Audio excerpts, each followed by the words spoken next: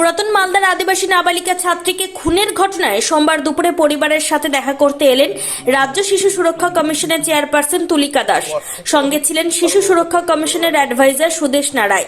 এদিন মৃতের পরিবারের সাথে প্রথমে তারা দেখা করেন এবং সমবেদনা জানান, পাশাপাশি পাশে থেকে সব রকম সাহায্য করবেন বলে আশ্বাস দেন।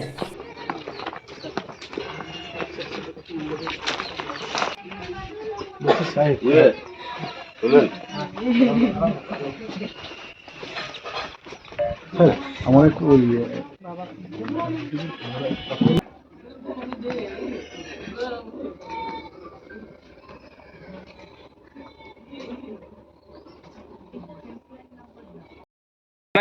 থানায় গেলেন, কি বললেন? মানে তদন্ত কত দূরে গেছে? ইনভেস্টিগেশন চলছে, ফলে সেটাই শুনলাম যে ইনভেস্টিগেশন চলছে এবং পোস্টমর্টম রিপোর্টটা এখনো পাওয়া যায়নি। রিপোর্টটা পেলে তাছাড়াও পুলিশ খোঁজার চেষ্টা করছেন খুবই এবং ওনাদের কথা অনুযায়ী যে ইনভেস্টিগেশন যেদিকে যাচ্ছে ঠিক পথেই যাচ্ছে।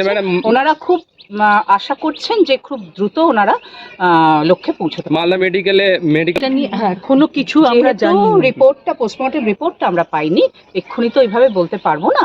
রিপোর্টটা পেলেই সেটা সবাই জানতে পারবে। আচ্ছা, যে দোষীরা যারা দুষ্কৃতী এত বড় একটা কাণ্ড করছে, দুষ্কৃতীরা কারা সেটাই তো কেউ বলতে পারছে না এখনো। যদি আমরা তো ক্লু এবং পুলিশ বারবার চেষ্টা করছে, সবাইকে ইন্টারভিউ করছে, তাদের সঙ্গে কথা চলছে।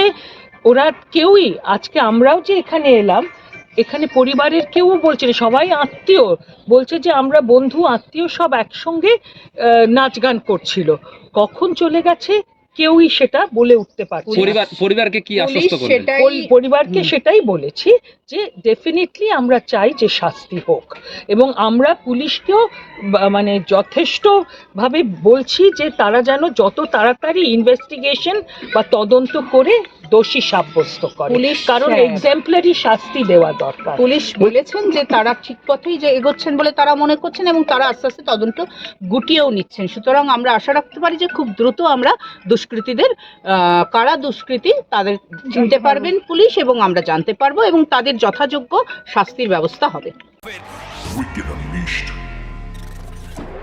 That's wicked. All the cuts and the curves. So wicked. Take what you deserve. It's wicked. ES Raider. Unleash your wicked.